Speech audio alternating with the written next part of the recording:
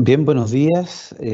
Vamos a esperar unos minutos a que ingresen tanto alumnos como profesores a este conversatorio. Les vamos a ir dando la bienvenida en la medida que vayamos viendo que han hecho ingreso a esta sala.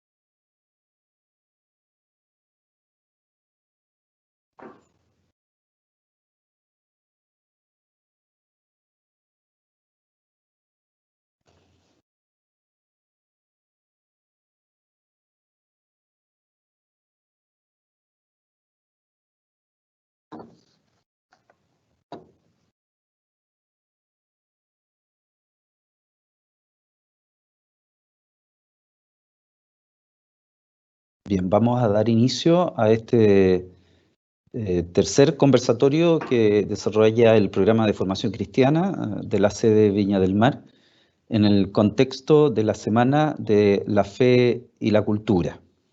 Les damos, repito, la bienvenida, agradecemos su participación en la medida que van ingresando tanto alumnos como profesores. Reiteramos nuestros agradecimientos a la participación. El tema de nuestro conversatorio es la fe en tiempos de pandemia, la espiritualidad y la inteligencia prosocial. Para compartir sus visiones en relación a este tema, nos acompañan Pilar Escotorín y Marcelo Escotorín. Pilar es licenciada en Comunicación Social, periodista y profesora de Lengua y Literatura Hispánica, doctora en Psicología. Ha ejercido docencia universitaria en Ciencias del Lenguaje en la Pontificia Universidad Católica de Valparaíso y actualmente en Psicología Evolutiva en la Universidad Autónoma de Barcelona y Liderazgo y Comunicación Prosocial en la carrera de Periodismo de la Pontificia Universidad Católica de Valparaíso. Además es docente de posgrado en la Universidad de Valencia en España, de Perugia en Italia y en la Universidad Autónoma de Barcelona. Su hermano, Marcelo, es profesor de religión y moral en la Pontificia Universidad Católica de Valparaíso, licenciado en educación por la misma institución, es párroco, además de la Asunción de Peñablanca, y asesor de la catequesis familiar en la ciudad de Villa Alemana. El conversatorio se realizará de la siguiente manera. Cada expositor tendrá entre 15 a 20 minutos para hacer su presentación, para luego pasar a una ronda de preguntas, la que cada uno de los asistentes puede ir escribiendo en el chat durante el desarrollo de las exposiciones. Las formularemos al final de ellas. Pues bien, hechas ya las presentaciones, y para comenzar esta reunión, invitaremos a Pilar a que comparta con nosotros su mirada en relación a cómo podemos construir confianza con nuestro entorno a partir de redes de apoyo sustentables, satisfactorias. Así surge el concepto de la prosocialidad, la que nos hace más eficientes resolviendo problemas complejos, fomenta nuestra salud psicológica, social y física, y nos hace seres más inteligentes en la manera en que nos relacionamos con los demás. Las sociedades más individualistas, competitivas, muchas veces promueven justamente los comportamientos contrarios. Para avanzar en salud personal y social es necesario revisar qué modelos de inteligencia promovemos y qué sociedad estamos construyendo si insistimos en potenciar el individualismo y la competencia por sobre la habilidad humana prosocial. Pilar, tienes 15 minutos. Muchísimas gracias, José. Un gran saludo a todas las personas que nos están viendo ahora en este directo y quienes nos verán también después en diferido. Bueno, yo soy, como bien decías, Pilar, soy chilena de Villa Alemana. Y bueno, las vueltas de la vida me han traído, ahora estoy en Barcelona, estoy radicada en Barcelona. Y bueno, y desde acá, ahora, bueno, la pandemia nos ha traído cosas que son muy difíciles y hay otras buenas, que los que hemos cruzado el charco, hemos podido volver a vincularnos con nuestra tierra de manera muchísimo más frecuente. Antes era impensable esto, ¿no? Quiero decir, si la persona no estaba en el lugar, las conferencias eran todas presenciales. Ahora tenemos esta oportunidad y yo creo que esta es una de las cosas buenas. Yo tengo preparado un PowerPoint, como un poco para explicar lo que es la prosocialidad y de esa manera poder introducir el concepto. ¿Se ve bien ya? ¿Me lo puedes Sí, confirmar? Pilar, se ve muy bien. Bueno, a ver, cuando hablamos de inteligencia prosocial, me gustaría aclarar la diferencia entre lo prosocial y lo antisocial, para que hablemos de un término que es fácil.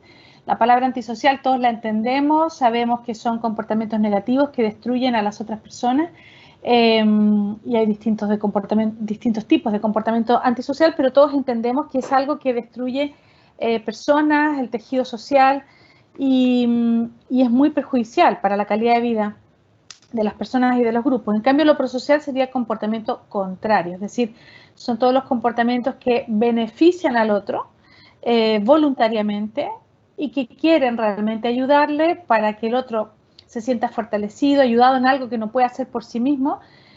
Pero la prosocialidad, según el modelo que trabajamos nosotros en el grupo LIPA, en la Universidad Autónoma de Barcelona, la ayuda, para que sea ayuda, tiene que beneficiar al otro, pero el criterio es siempre el receptor.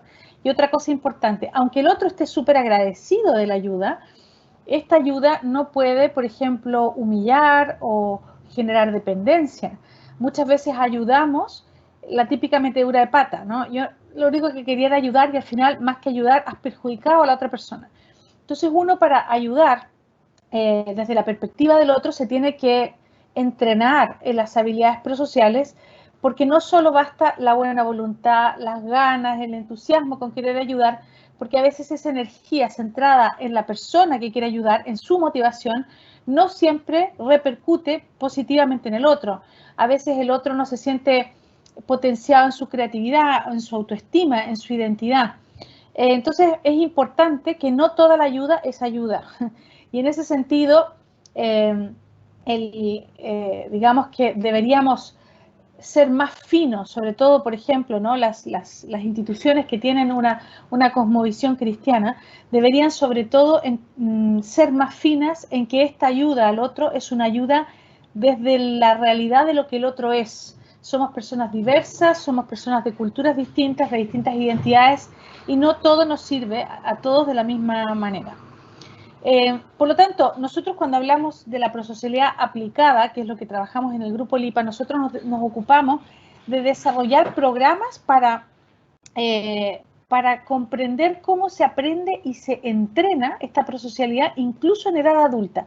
La buena noticia que sabemos por las neurociencias es que el cerebro es muchísimo más flexible de lo que se pensaba y que las personas pueden aprender en cualquier edad, si el tiempo que se dedica es el tiempo que uno destinaba, por ejemplo, ¿no? Como niño, tú para aprender un idioma destinas todo el tiempo que estás despierto en tu día, atento, ¿no? Si nosotros destináramos todo el tiempo que destinábamos en la infancia a aprender una lengua, aprenderíamos una lengua también en edad adulta. Lo que pasa es que queremos todo más rápido, creemos que haciendo un curso la cosa se resuelve, y la verdad es que todo comportamiento, todo cambio de comportamiento requiere un entrenamiento. Y si lo que queremos es aumentar los comportamientos prosociales en la sociedad, no solo debemos esperar que estos ocurran espontáneamente, sino que podemos propiciarlos. Y este es nuestro trabajo en el Grupo LIPA. Hacemos proyectos y programas para aumentar esta calidad prosocial en cualquier contexto, siempre y cuando haya personas que tienen la voluntad de hacer este cambio.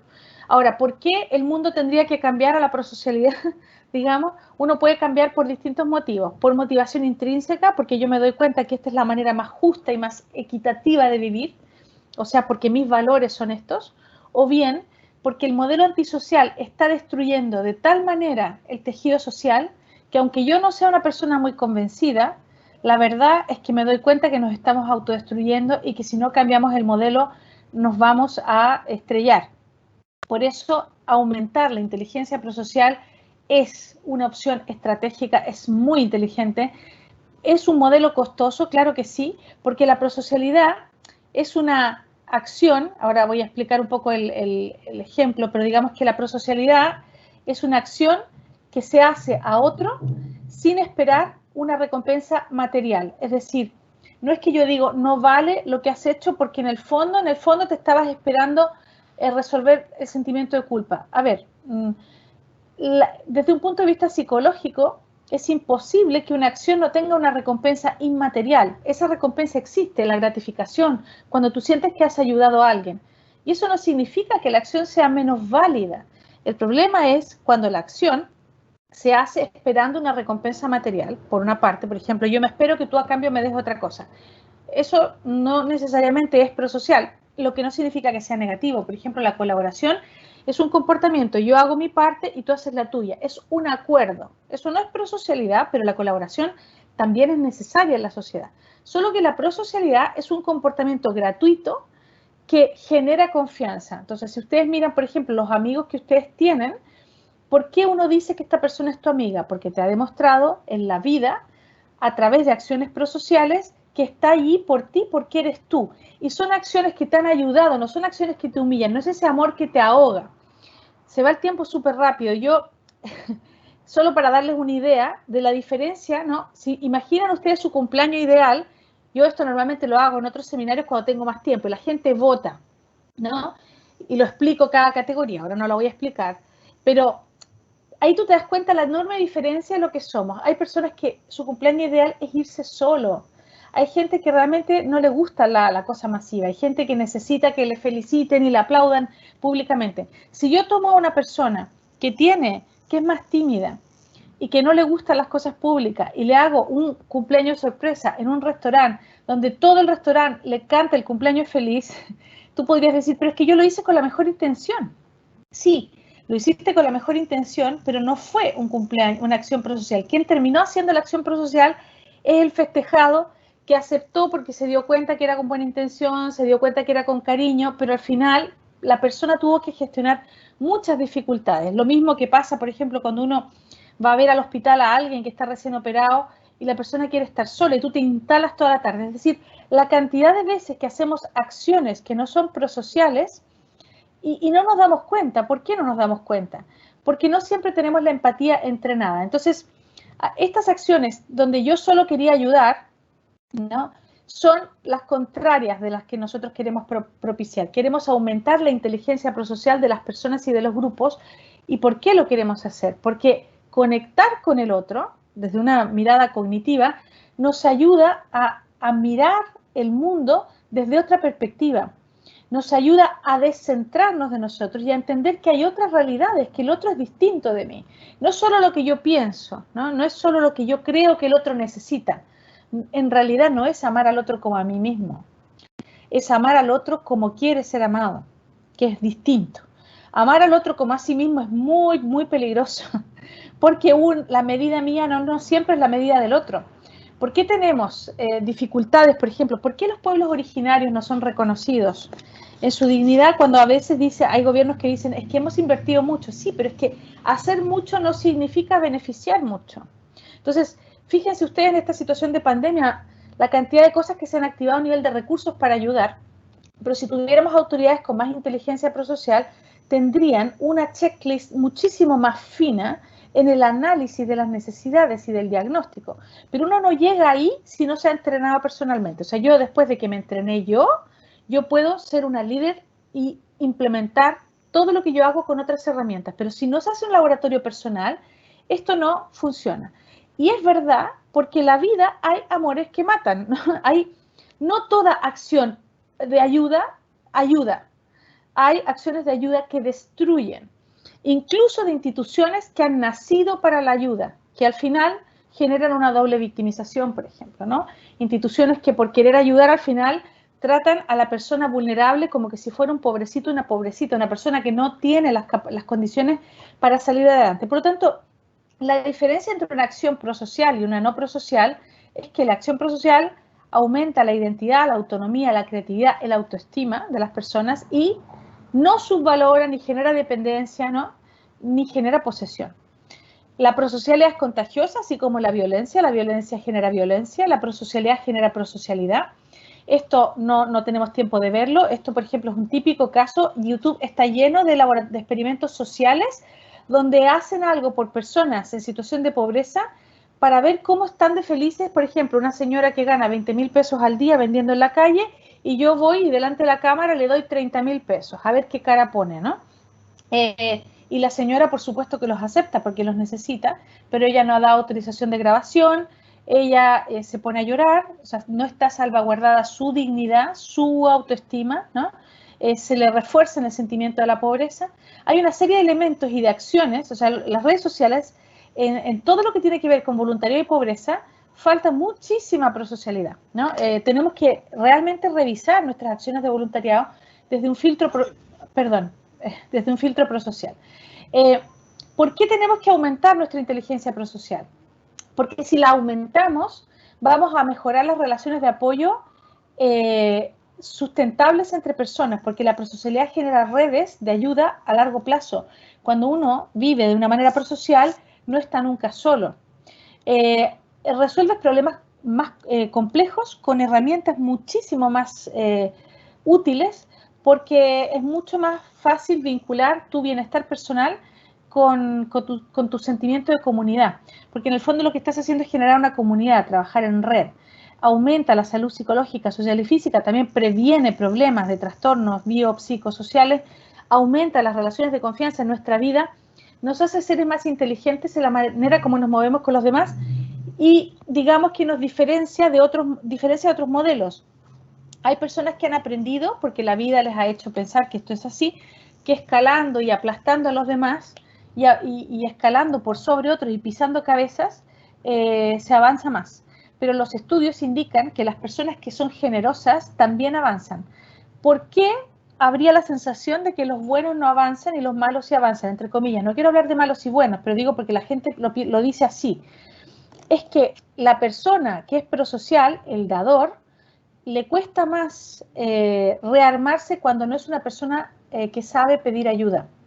Es una persona que lo da todo, pero nunca pide ayuda cuando lo necesita. Entonces ahí es cuando se quema. Pero ser prosocial sale muy a cuenta porque ya los estudios están indicando que los niños, por ejemplo, con más inteligencia prosocial, la prosocialidad predice el éxito académico y social. Es decir, una persona con más prosocialidad tiene menos tendencia al consumo de drogas, al suicidio, a la adicción, a los juegos y a otras adicciones. Es más probable que sepa elegir la pareja, que sepa elegir los amigos y que sea una persona que tenga una vida satisfactoria. Entonces vale la pena invertir en prosocialidad, pero en nuestras escuelas, universidades, no siempre se hace esto. En el fondo machacamos a nuestros estudiantes con el cumplimiento, el rendimiento por objetivos que son netamente cognitivos. Sé que me queda, un minuto me queda. 3 minutitos. 3 minutos. Yo puse play desde que empecé, y yo tengo 13:47. Está muy interesante, te podría haber avisado antes, pero dale nomás. Muy bien. Entonces, ¿la invitación cuál es? La invitación es a revisar los modelos que tenemos. Todos tenemos modelos que validamos y que usamos. Y puede ser que a lo mejor nuestros modelos no necesariamente son los que nos hacen más felices ni más exitosos. Entonces, la primera invitación es preguntarnos qué inteligencia promovemos y qué sociedad estamos construyendo. También podría preguntarse, ¿no? La institución educativa y nosotros como institución educativa, ¿qué modelo de inteligencia promovemos en nuestros estudiantes? ¿Y qué modelo de sociedad estamos promoviendo con los estudiantes que estamos formando hoy? La buena atención, la buena noticia, la prosocialidad se puede aprender y entrenar incluso en edad adulta. Cualquier persona en cualquier momento de su etapa vital puede entrenar la prosocialidad. Luego ya este PowerPoint lo puedo hacer llegar. Estas son algunas de nuestras redes sociales donde hay un montón de materiales de descarga gratuita, programas, libros de descarga gratuita, conferencias que avisamos. Es decir, perdonen, yo he tenido que resumir bastante. Es un modelo súper apasionante. A mí, yo por lo menos me ha cambiado la vida desde que lo conocí y creo que es un modelo que es tremendamente positivo, sobre todo para instituciones que tienen un modelo de valores humanista que está buscando cómo articular espacios de formación en el que las personas puedan ser exitosas, pero sobre todo puedan ser personas que generen una sociedad equitativa, prosocial, sobre todo en una Latinoamérica que sabemos que tanto lo necesita. Muchísimas gracias. Muchas gracias a ti, Pilar, fundamentalmente por el esfuerzo, porque efectivamente nos damos cuenta de que el tema es tremendamente profundo. Debo admitir, absolutamente ignorante. De hecho, cuando conversamos la primera vez de la temática, hasta yo te pregunté, ¿no? de la palabra, porque efectivamente podía tener algún acercamiento lógico, digamos, pero más allá no. Así que, bueno, muchas gracias por esta síntesis que tuviste que forzadamente realizar. Bien, ahora vamos a escuchar la presentación que nos va a hacer Marcelo en torno particularmente a la misericordia en perspectiva prosocial. Marcelo.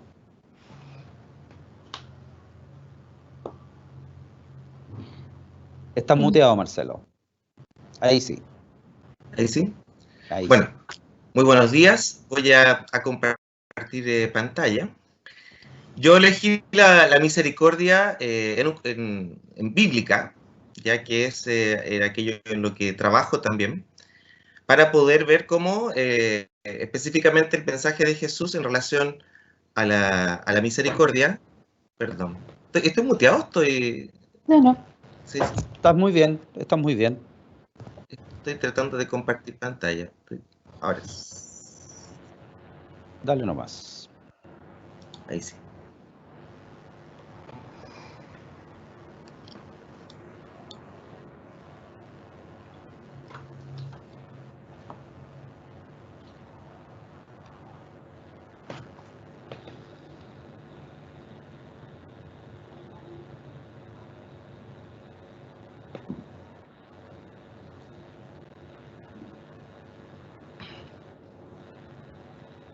Ahí está apareciendo recién. Ya.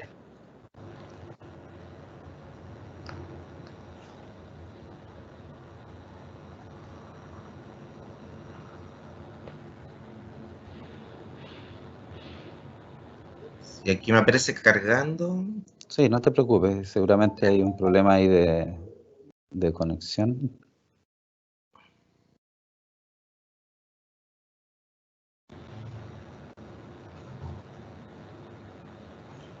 Ahora apareció y puedes ponerlo en modo presentación.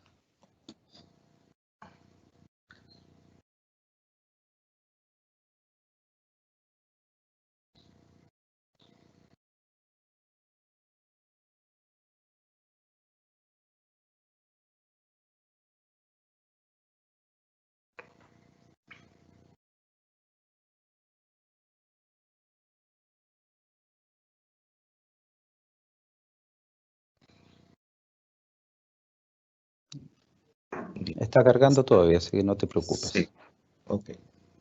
Yo no veo nada.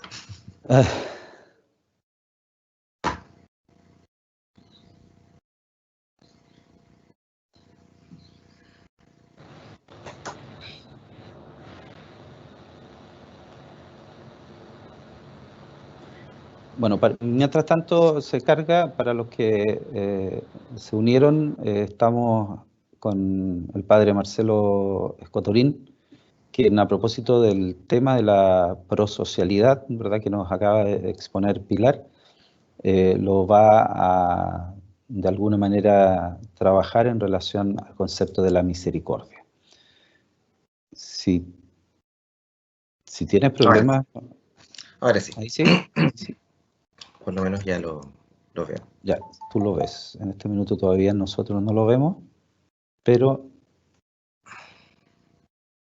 si quieres puedes avanzar, o sea, puedes partir nomás y seguramente... ¿No ven nada?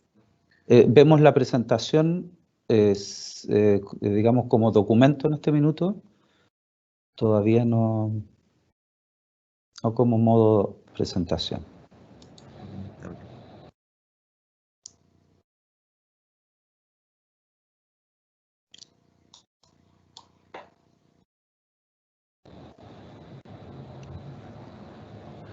Si no, por último, puedes ir pasando las diapositivas. Sí, da lo mismo, Marcelo, no te preocupes. Sí, las vas pasando tú mismo ahí en el documento. Aunque no se vea pantalla completa, no importa. Ahí bueno, apareció, ahí apareció. Okay. La Lo que pasa es que, claro, tengo apoyo a textos bíblicos en el documento. Ya. Bien, ahora sí. Ahí, bien, voy a hablar de la misericordia como, en el fondo, escuchando todo lo que era la prosocialidad, de lo que es entrenarse, ejercitarse, pensar en el otro. Bueno, cuando Jesucristo presenta la misericordia de la buena noticia, de alguna manera evidencia que la práctica del siglo I, en la cultura palestina del siglo I, la práctica religiosa y espiritual no se hacía cargo de los marginados y tenía una serie de estructuras que, desde la perspectiva de la misericordia que plantea el Evangelio de Lucas, va transformando desde la creatividad, desde la adaptación, cómo poder ayudar a hacer crecer a los otros, ¿no? Entonces, el concepto de misericordia en la Biblia y en Lucas tiene dos acepciones. Una misericordia que es gesed, fidelidad, ¿no? De la piedad, de la relación que une a dos personas, ser fiel, la bondad consciente, el tema de la voluntad también, sobre todo entender que la misericordia que podríamos asociar al amor no es un sentimiento, sino que es una decisión de la voluntad, como un deber interior, una fidelidad con uno mismo.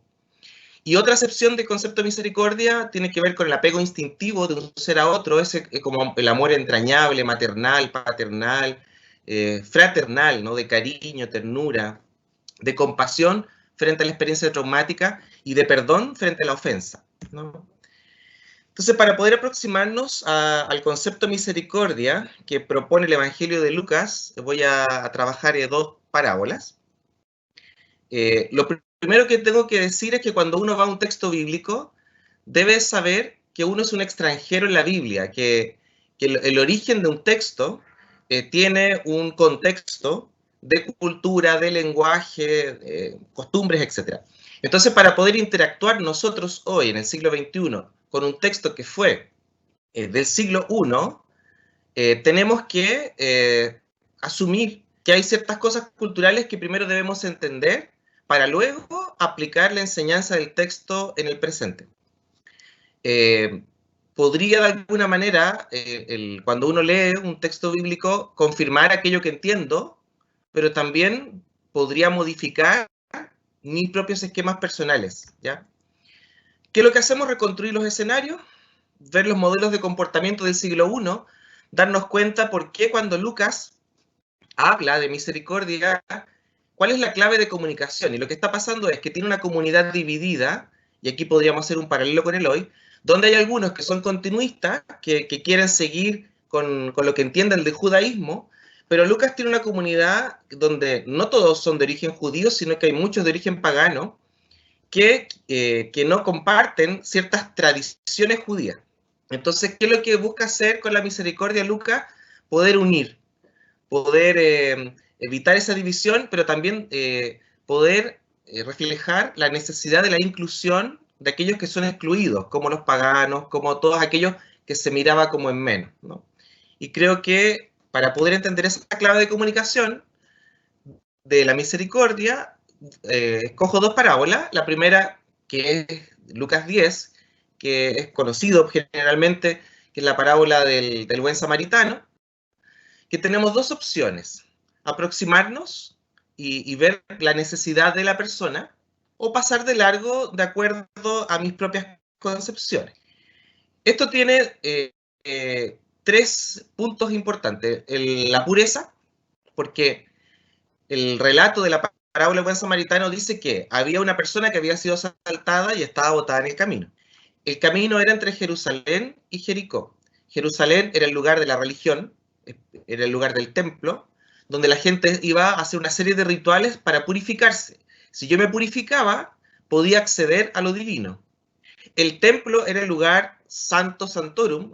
Aquí yo puse una imagen de la cortina del templo y de la Arca de la Alianza, donde, claro, o sea, yo subo a Jerusalén, me voy a purificar, voy al templo, y cuando vengo de vuelta a mi casa, de Jerusalén a Jericó, En el camino me encuentro a una persona malherida, ensangrentada, y la tradición decía que si yo tocaba sangre, quedaba impuro. Por lo tanto, al quedar impuro, tenía que devolverme al templo. Entonces, en la parábola del buen samaritano hay dos personajes que pasan de largo, que son el levita y el sacerdote. Y tenían razones para pasar de largo. Tenían argumentos para no hacerse cargo de que estaba caído, porque iban a quedar impuros. Entonces, obviamente, si yo había ido al templo a purificarme, de vuelta no iba a tocar nada que me dejara impuro. A diferencia de un samaritano, y esto es particular de Lucas, porque Lucas habla de samaritanos, de la reina de Saba, pone una serie de personajes, tanto en el Evangelio de Lucas como en los Hechos de los Apóstoles, que lo escribe Lucas, que pone extranjeros. Entonces, podríamos decir hoy en día gente que no vive la misma espiritualidad, ¿no? Gente que tiene otra manera de hacer las cosas. Y un samaritano era alguien que pertenecía al pueblo de Israel, pero que se había mezclado con otros pueblos, entonces eran considerados como de segunda orden. Pero este samaritano, que no iba al templo de Jerusalén, porque los samaritanos tienen el templo en Garizim, era libre en este camino de actuar, ¿no? Cuando se encuentra a este que está caído, el samaritano era libre de sus propios esquemas, ¿no? Y aquí yo veo un elemento de la misericordia, que es también ser capaces de perder mis propias ideas por preocuparme de otro o de otra. La siguiente parábola tiene que ver con el hijo pródigo, que es un padre que tenía dos hijos y uno de ellos le pide su herencia, ¿no? Aquí, en la clave de lectura, para poder entender esto en la cultura del siglo I, es que el honor era un valor súper importante de la sociedad palestina, y el honor yo lo podía tener asignado, si mi papá era honorable, yo era honorable, por herencia, un honor asignado. Pero también yo podía obtener honor, adquirirlo, que me lo daban los pares. Ese es el caso de Jesús, que era el hijo de un carpintero, que no era una persona reconocida en el ámbito de la religión del momento, no era del grupo de los fariseos, no era de ningún grupo, digamos, de los escribas, pero la gente le daba un estatus a Jesús que molestaba a los grupos de poder de la época. Entonces, ¿qué es lo que hacen los grupos de poder? En este caso, los escribas que le quieren cuestionar, le dicen, bueno, ¿qué tenemos que hacer? ¿No? En el caso de la parábola del buen samaritano, ¿qué tenemos que hacer? ¿No? ¿Quién es mi prójimo? Pero esas preguntas que le hacen a Jesús es para ponerlo en entredicho, en poner una controversia y en el fondo demostrarle a la gente que estaba escuchándole que Jesús no sabía realmente. Bueno, ¿qué es lo que demuestra Jesús en esta parábola? Cuando hablan en el fondo de esta misericordia, dice, bueno, había un hombre que tenía dos hijos, dice, uno le pide la herencia al padre y el padre se la da. Esta acción contraria a la cultura del siglo I se evidencia en lo que decía el Antiguo Testamento, que un judío lo sabía al revés y al derecho. El Antiguo Testamento decía, a hijo y mujer, hermano, amigo, no le des poder sobre ti mientras vivas, no des a otros tus riquezas, no sea que arrepentido tengas que suplicar por ellas, mientras vivas, que no te falte el alimento, etcétera, etcétera. O sea, tu herencia no la puedes dar. Entonces, ¿por qué el ejemplo de Jesús es que hay un padre que sí la da? ¿No? Cuando estaba absolutamente claro en el Antiguo Testamento que no correspondía dar la herencia antes de tiempo, porque era dar poder sobre uno mismo, era depender de otro. Pero cuando Jesús quiere graficar la misericordia cristiana, muestra un contraejemplo. El hijo se malgastó el dinero y vivió como un libertino. ¿Qué es lo que decía el Antiguo Testamento y que el judaísmo conocía muy bien, e incluso hay algunas culturas que hasta el día de hoy practican la lapidación?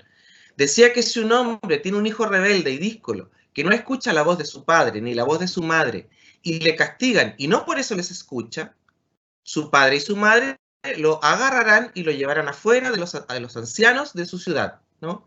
¿Y qué es lo que tenían que hacer? Decía, todos los hombres de su ciudad lo apedrearán hasta que muera. Así harás desaparecer el mal en medio de ti. Esa es una cosa absolutamente inhumana, pero que estaba legitimado en el Antiguo Testamento como una prescripción legal y religiosa. O sea, que tenían que lapidar a este hijo, que había sido un mal ejemplo. ¿Por qué? Porque iban los otros hijos del pueblo, iban a copiar el mal ejemplo.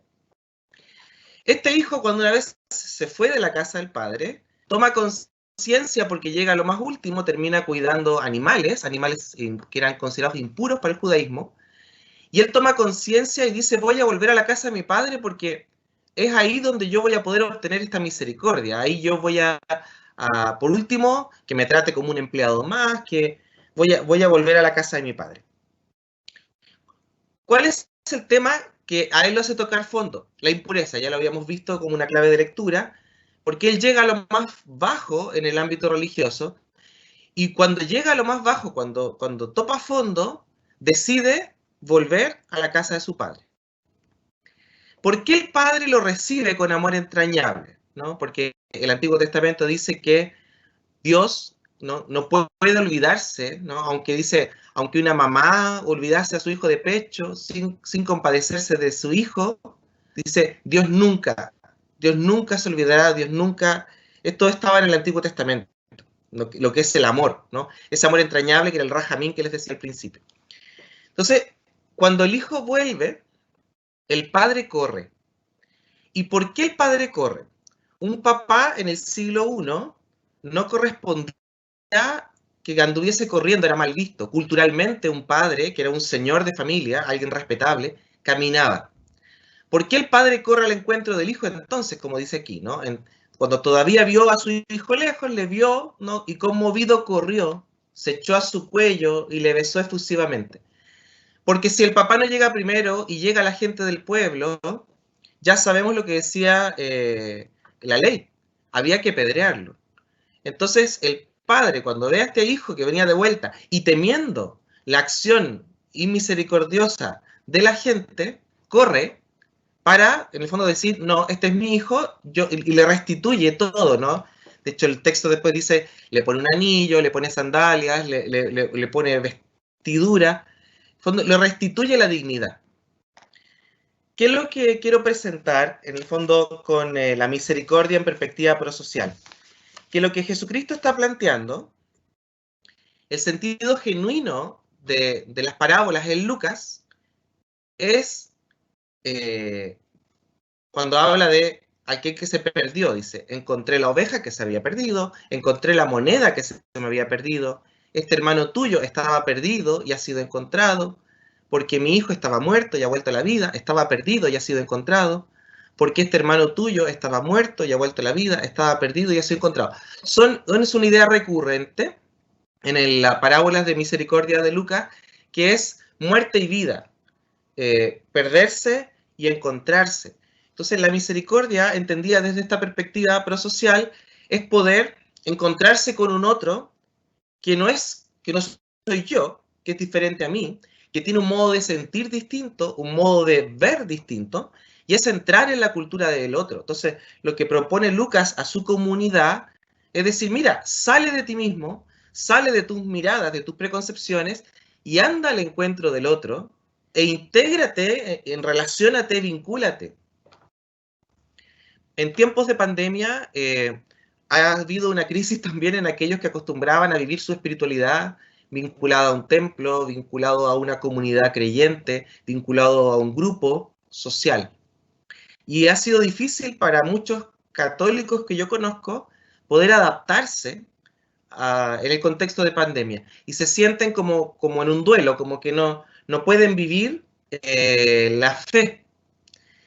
Cuando lo que tenemos desde la perspectiva de la misericordia de Lucas es una oportunidad de salir, de poder relacionarnos con aquellos que tenemos cerca, de poder no encerrar la práctica de la misericordia en un templo o en un grupo o en una acción determinada, pastoral, sino que es vivir la misericordia en la contingencia, desde la virtualidad, adaptarnos, aproximarnos, ¿no? Como nos enseña la parábola del buen samaritano, aproximarnos a los otros, a preguntarnos cómo estás tú, cómo te sientes, qué has aprendido en este tiempo. Siempre hablamos de lo que perdimos. Es que no podemos esto, que perdimos esto otro. Pero ¿qué es lo que hemos ganado? Poder también establecer vínculos de una manera distinta, ¿no? Bueno, eso quería presentar un poco en este tema. sobre todo cuando, así como en los tiempos de Lucas, sentimos que hay divisiones, ahí también hay un escenario de país nuevo. Creo que los cristianos tenemos una tremenda oportunidad de vivir la misericordia, practicarla de un modo creativo, de un modo adaptativo, dejar nuestros propios esquemas mentales, abrirnos a nuevos esquemas, a nuevas posibilidades, construir en el fondo también una nueva realidad social, juntos, no desde la propia perspectiva, sino que desde la perspectiva conjunta, ¿no? O sea, poder establecer nuevas realidades en la medida que somos capaces de entrar en el diálogo, entrar en el vínculo, en el aprecio, ¿no? Sentir que el otro también es parte de uno, ese amor entrañable, ¿no? Etcétera. Esa sería mi ponencia. Muchas gracias, Marcelo. A ver, yo quisiera, antes de plantear algunas preguntas que han aparecido ahí en el chat, primero agradecerles, porque de alguna manera nos han presentado, no sé si tomarlo de esta manera, ¿no? Como dos caras de la misma moneda, ¿no? Desde una mirada absolutamente religiosa por una parte y una mirada, yo diría, absolutamente laica por la otra, en la cual o en ambas podemos encontrar, creo que, puntos de acuerdo, ¿no? Y lo que es tan difícil hoy día, porque pareciera ser que lo espiritual, por así decirlo, y lo terrenal, por ponerle un nombre, van como por carriles distintos y pareciera que son muy difíciles de unir. Lo primero, estoy leyendo directamente las cosas que pusieron en el chat.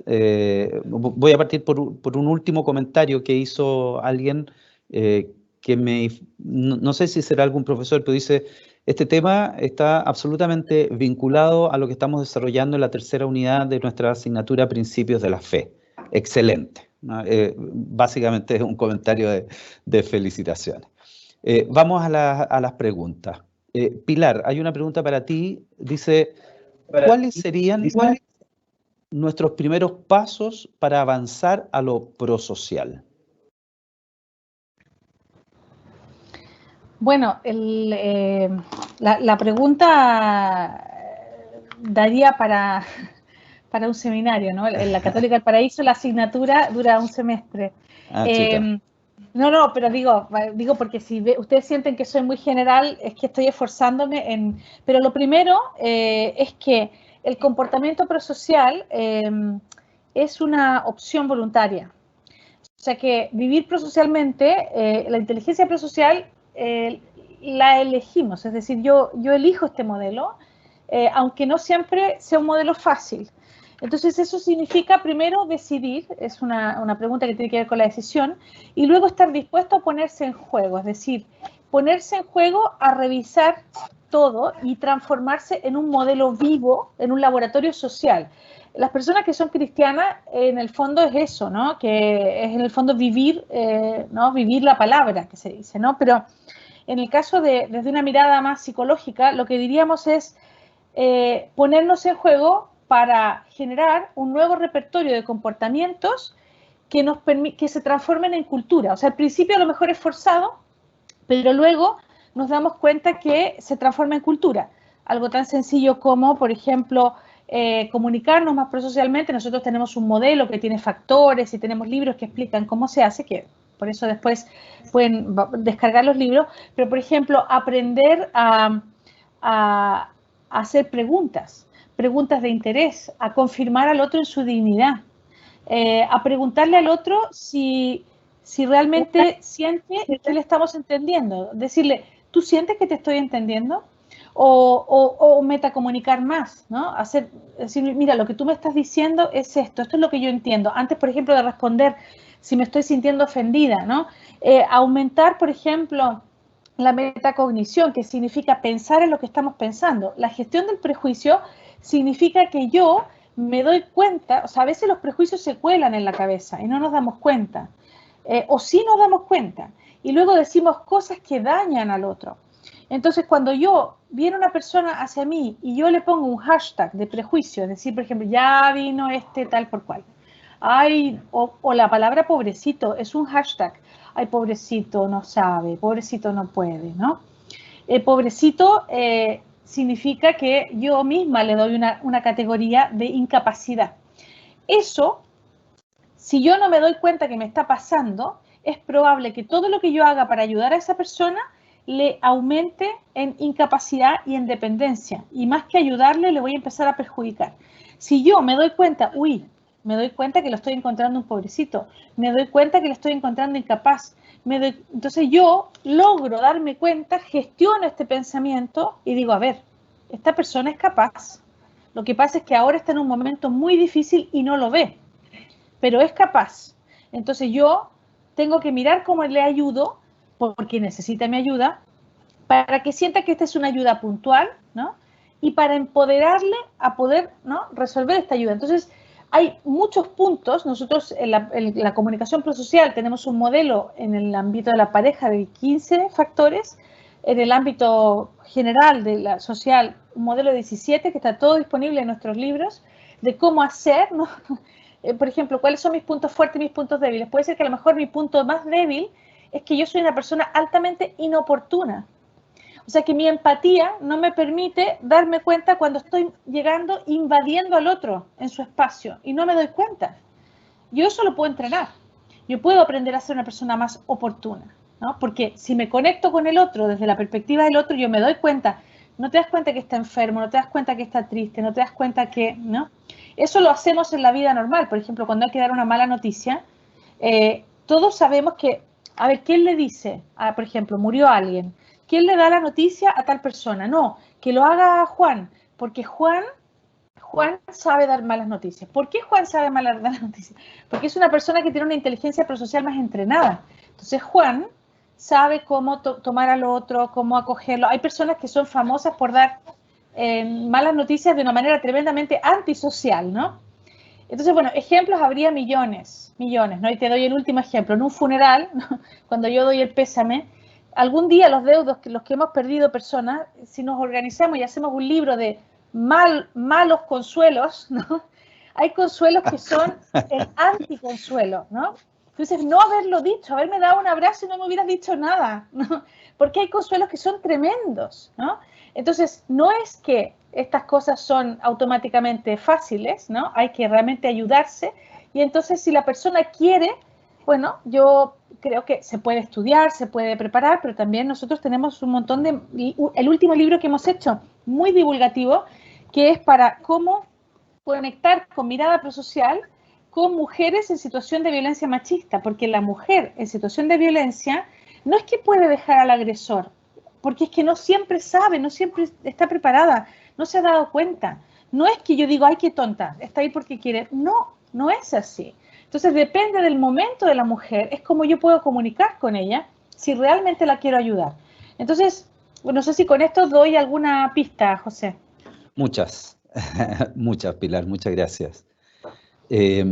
Marcelo, alguien puso acá, aprovechando esta mixtura, ¿no?, que hicimos, ¿cómo complementar la virtud de la caridad con la inteligencia prosocial? Bueno, yo creo que es lo que plantea la parábola del samaritano, donde la parte cognitiva te dice, no, tú pasas de largo, ¿no? Nosotros hoy día, en los desafíos que tenemos como país, podríamos decir, bueno, no nos podemos hacer cargo de esto por tal razón, no nos podemos hacer cargo de esto otro por tal otra. Y cada uno tiene argumentos, cada uno tiene su propio punto de vista para pasar de largo. ¿Qué es lo que hace la virtud de la caridad, entendida como misericordia también? Es que uno se pone en el lugar del otro.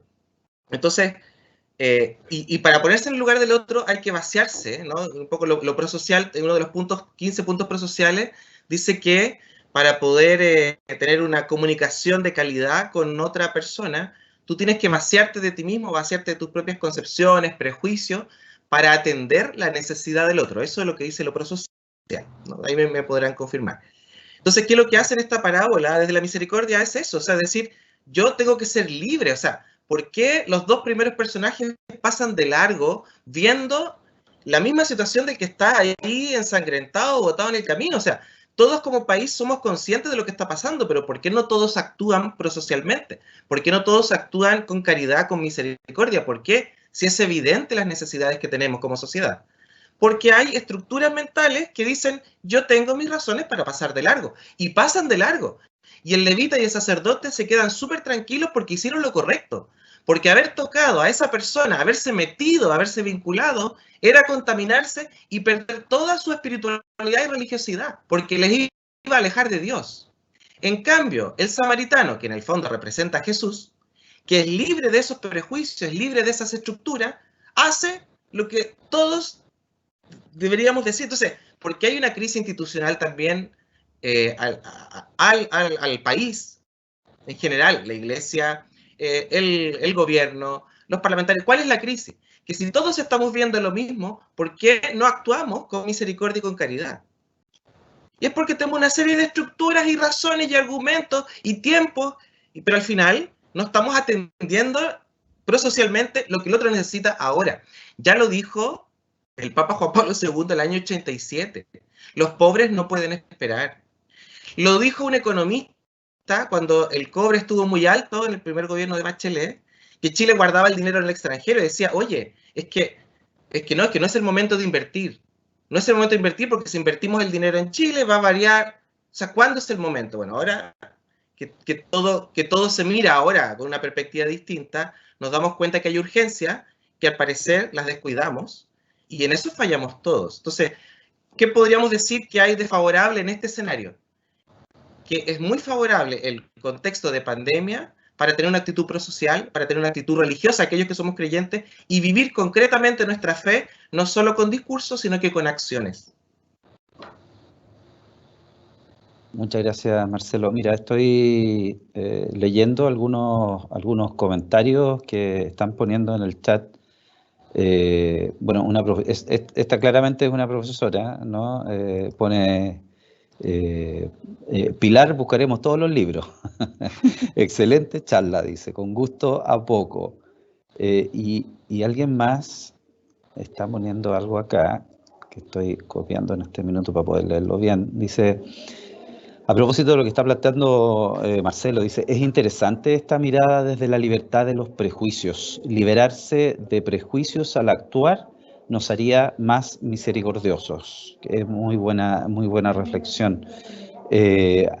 Otra profesora pone acá, qué importante término ese de vaciarse, ¿no? Sacar los prejuicios, una gran tarea. ¿Puedo decir algo de eso? Sí, dale. No, que es importante. El ejercicio de vacío es un ejercicio temporal, es un vaciado temporal, que nos permite hacernos cargo de quién es el otro y de lo que el otro necesita en el momento real, porque esto me ha pasado en algunas conferencias en algunos países, sobre todo donde hay situaciones, donde hay culturas. Entonces me dicen, pero ¿cómo yo me puedo vaciar? Yo no puedo dejar de ser quien soy. O sea, no puedo perder mi cultura. Por ejemplo, un pueblo que ha sido históricamente a lo mejor oprimido, dice, pero yo qué me voy a estar vaciando, ¿no? O sea, perdona, si yo he sido víctima, ¿no? O las personas que son víctimas de injusticia, ¿no? Entonces digo, pero a ver, ojo, ¿qué es esto del vaciado? El vaciado, estamos hablando de psicología interpersonal, dos personas que se encuentran. Yo, para poder entender al otro, tengo que hacer este ejercicio vacío, porque si no lo hago, yo lo que voy a entender de lo que me dice es una interpretación según todo lo que yo tengo dentro, porque estoy tan llena de mis ideas que no termino nunca de entender qué me quería decir el otro, porque nunca me vacié. Pero es probable que cuando yo tengo mis razones para estar llena de lo mío, yo me tengo que llenar, o sea, es como vaciar un recipiente por ahora, para entender. Si yo no hago, pero eso ya cuesta, o sea, es un ejercicio, pero es muy importante. Ahora, el prejuicio a veces no se elimina tan fácilmente. En sociedades como las latinoamericanas, donde las clases sociales, hay estudiosos que dicen que las clases sociales latinoamericanas son como las castas de la India. La misma cosa. Son digamos, niveles impenetrables que da igual si subes o bajas, nunca te van a sacar de esa etiqueta. Y sabemos que es así. Los chilenos sabemos que es así.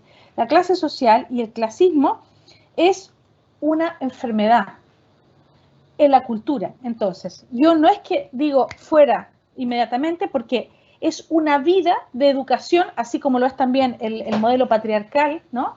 Es una vida educada en ciertos modelos y has bebido tanto de eso que no es que te lo puedes vaciar tan rápido, pero sí al menos al identificar que tienes este prejuicio, o sea, el prejuicio, ¿cuándo destruye al otro? cuando no te das cuenta que lo tienes. Yo me doy cuenta que tengo el prejuicio y digo, ¡ah!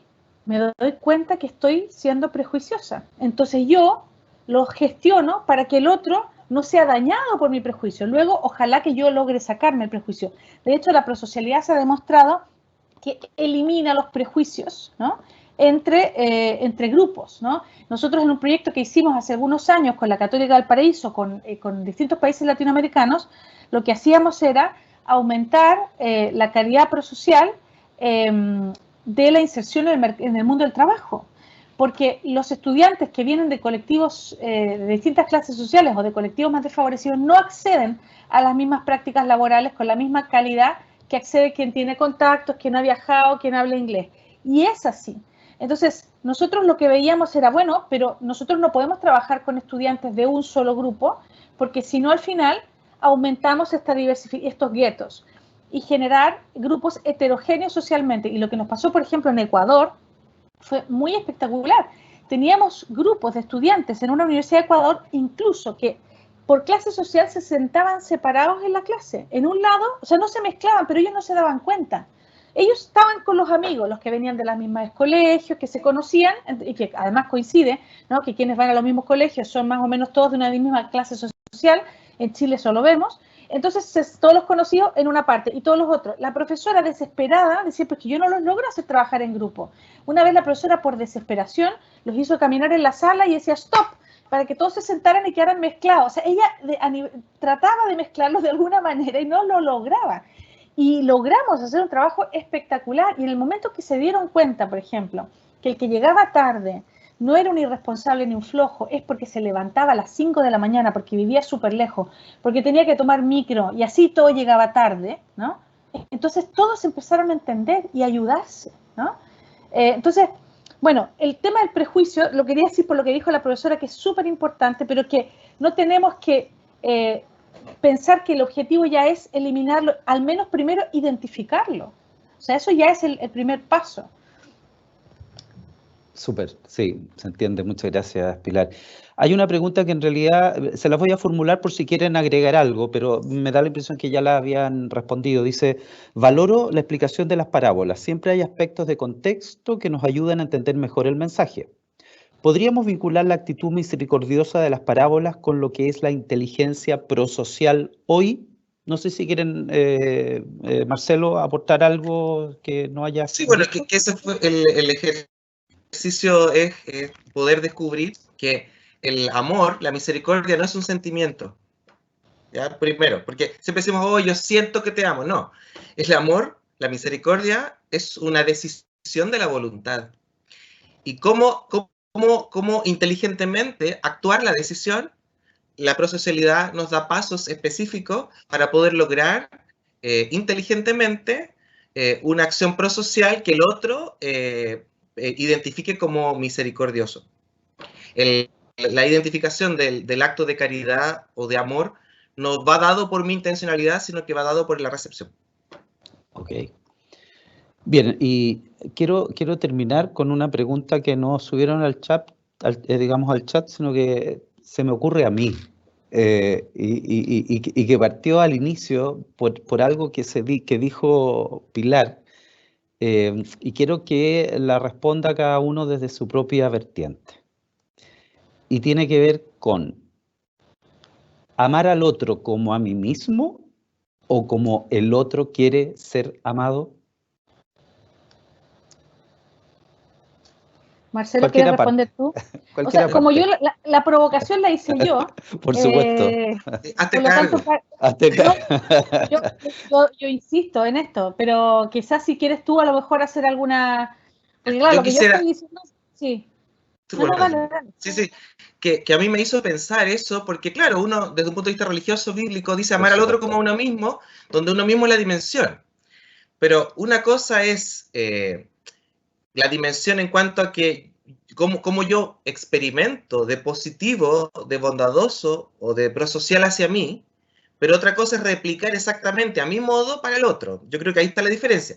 Pero me hizo pensar, porque a veces uno asocia que amar al otro como a mí mismo es bueno, así soy yo y así tiene que gustarle al otro. Yo una vez me regalaron a mí para mi cumpleaños un tazón con el escudo de un club deportivo que no era el mío, a mí me gusta el Wander, y el tazón era de la Universidad Católica.